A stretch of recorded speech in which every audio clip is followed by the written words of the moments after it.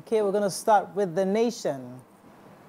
Police officer, 19 others held for terrorism. Picture story here. Bankers Committee completes restoration of National Theatre. Ajero NLC directs members to converge on police commands. Foreign investors pump 800 billion naira into breweries subsector. Atiku should wait till 2030 to run, says Bode George. Why Hajj Commission must be reformed by presidency. And protests in Canada as 70,000 international students face deportation. Okay, which story are we starting with in the nation? Picture story. Yes. Picture story, yeah. Pick it and look and, you know. I'm so happy. I know you're proudly Nigerian. You know, that's it's also in our neighborhood. Yeah. Oh, wow. Is that what our yes. Okay, go ahead. So thank God.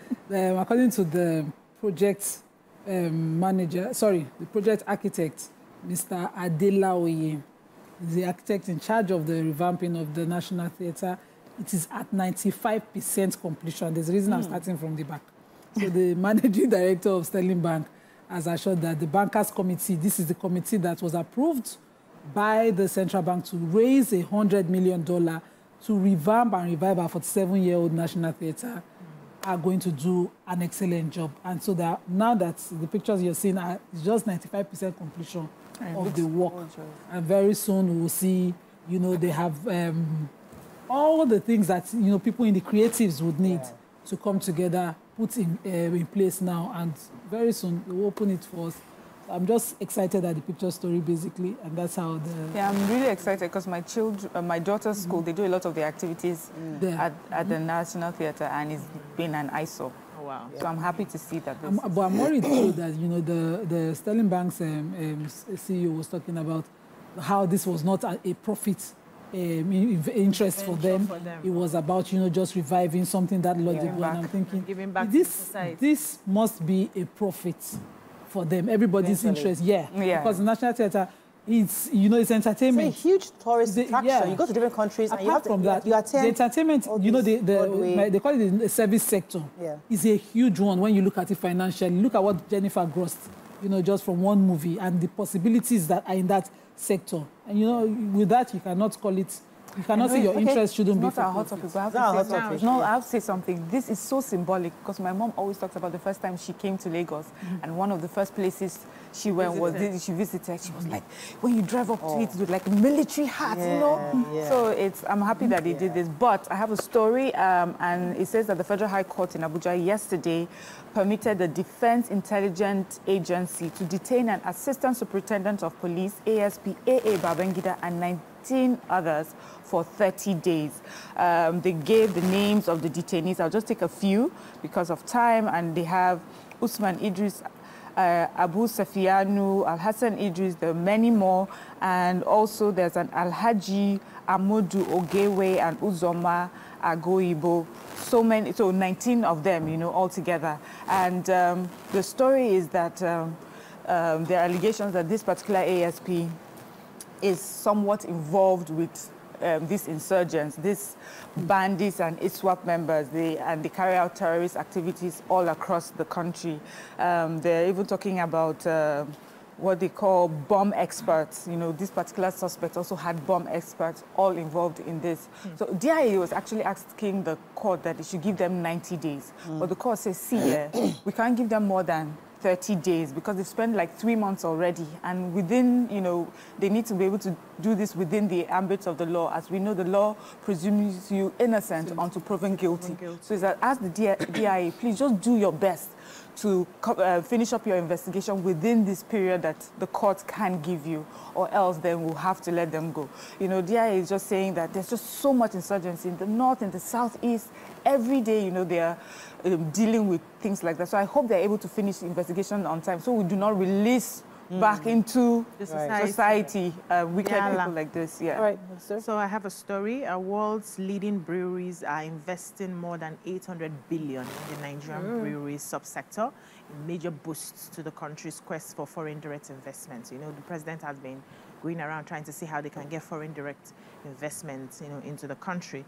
But they said that regulatory documents obtained yesterday showed that foreign majority investors are injecting that amount of money, that's the 800 billion, in Nigeria's two largest breweries, Nigerian Breweries, that's the NB PLC, and International Breweries, IB PLC, the largest capitalization in this recent times.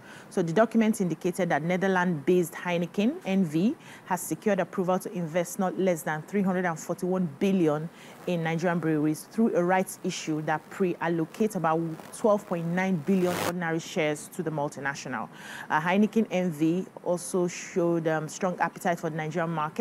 They said they could scale up their investment to more than 400 billion, according to sources. There's also another one, Anheuser-Busch InBev, another world-leading brewer, said they have successfully concluded a major recapitalization of IB with injection of more than 400 billion in the Ilesha Osun state-based brewer. So they are taking it big into the recapitalization. They are also going to be launching, they are going to be calling in for people to buy shares. So they've split how they are going to be selling the shares. That we drink a lot in this country? We drink now, whether we like it or not. But this is good investment. Whether it's drinking or not, money is coming into the country, and that's what the president has been hoping for a long time. So in Canada, about 70,000 students, international students, are protesting because of following plans by the authorities to deport them on account of a new policy on immigration. Of these 70,000, 15,000, about 15,000 of them are Nigerians. They're all studying with Canadian universities. And according to the embassy, a report by City News in the Canada said that these students are participating in the nationwide protest because the permit for their international students under the PGWP, that's the Postgraduate Work Permit Program, was abolished. And last year, the Canadian government also introduced 2-year cap international students. They also recently, the students were also asked to, I think it was about 25% reduction in permanent resident nomination. So that is making it difficult for foreign students to stay in that country legally.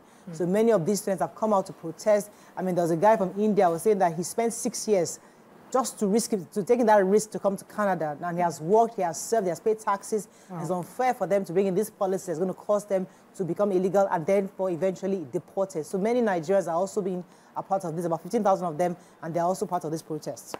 Moving on now to the Punch. Government plans evacuation camps as flood hits 28 states. NLC plans mass procession as Ajero honors police invitation today. Atiku Bode George disagree over 2027 presidential ambition. And which other story we have? Assailants abduct 5-month-old Oshun as 5-month-old Oshun baby as mother gathers firewood. Okay, that's. So I have the NLC story. The president of Nigerian Labour Congress, Joe Ajero, today is supposed to honor the summons by the police over allegations of treason and terrorism financing. So the NLC had asked its Central Working Committee on Monday, they sent a circular and has said that, everyone should meet, that union members and affiliate members should meet at the NLC office, and then they would march to the police headquarters. So just to give people a rundown of what has happened so far. So we remember that the police had raided the NLC National Secretariat, and for them they said that it was to uncover seditious materials for his alleged involvement in terrorism financing, cybercrime subversion, criminal conspiracy, and treasonable felony. But NLC believes that this is really some sort of witch hunting, and to try and silence them.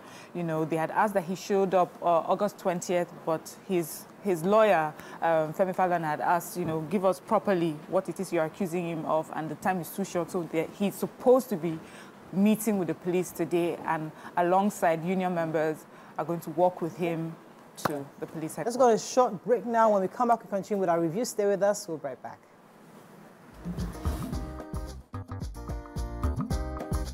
Stay tuned. Your View will be right back.